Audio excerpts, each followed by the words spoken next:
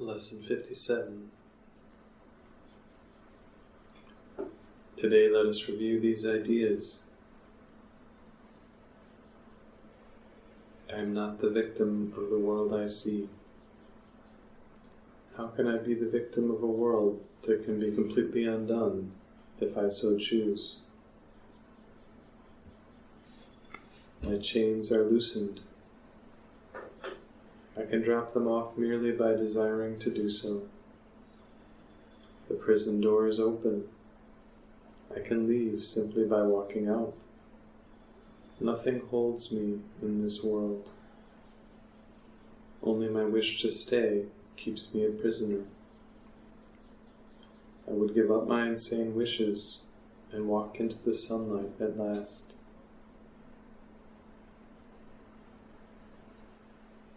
I had invented the world I see. I made up the prison in which I see myself. All I need do is recognize this, and I am free. I have deluded myself into believing it is possible to imprison the Son of God. I was bitterly mistaken in this belief, which I no longer want. The Son of God must be forever free. He is as God created him, and not what I would make of him. He is where God would have him be, and not where I thought to hold him prisoner.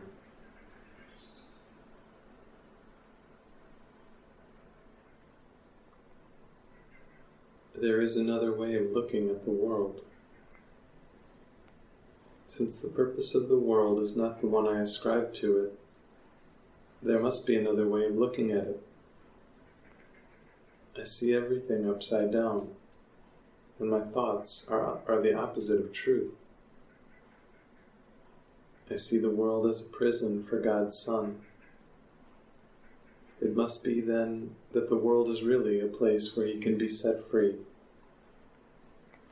I would look upon the world as it is, and see it as a place where the Son of God finds his freedom.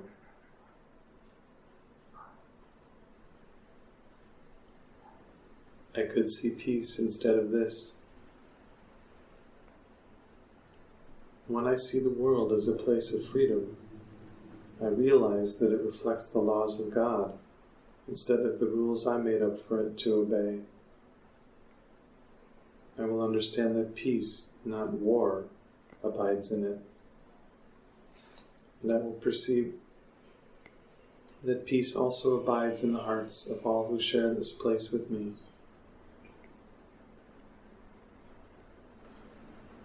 My mind is part of God's. I am very holy. As I share the peace of the world with my brothers, I begin to understand that this peace comes from deep within myself. The world I look upon has taken on the light of my forgiveness and shines forgiveness back at me.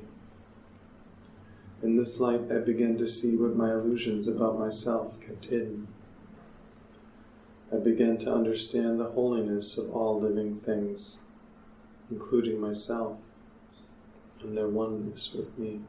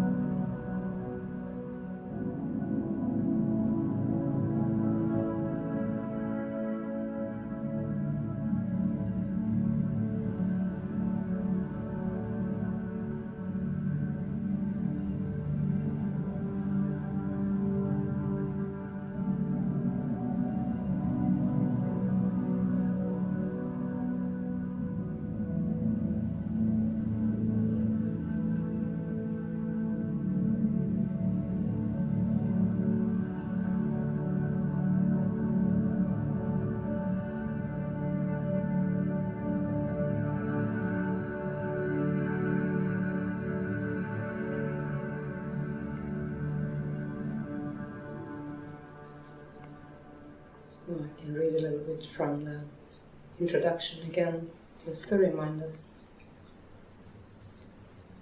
Begin the day by reading the 5 ideas, with the comments included. Thereafter, it is not necessary to follow any particular order in considering them, though each one should be practiced at least once. Devote 2 minutes or more to each practice period, thinking about the idea and the related comments after reading them over. Do this as often as possible during the day. If any one of the 5 ideas appeals to you more than the others, concentrate on that one. At the end of the day, however, be sure to review all of them once more. Each one of the ideas should be practiced at least once throughout the day, so they can be picked in the practice periods.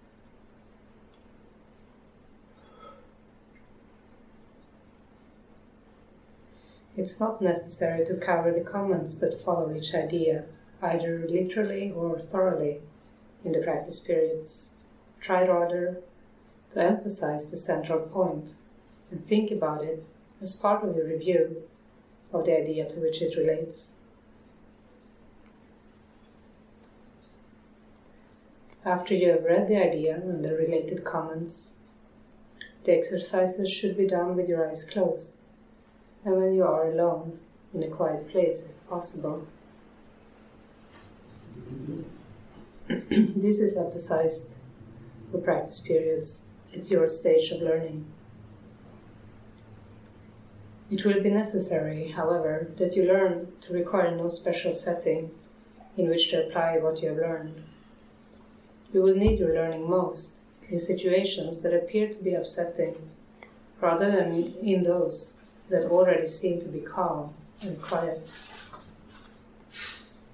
The purpose of your learning is to enable you to bring the quiet with you and to heal the stress and the turmoil. That's the purpose of your learning. To bring the quiet with you and to heal the stress and turmoil. This is not done by avoiding them and seeking a haven of isolation for yourself. You will yet learn that peace is part of you and requires only that you be there to embrace any situation in which you are. And finally, you will learn that there is no limit to where you are, so that your peace is everywhere as you are.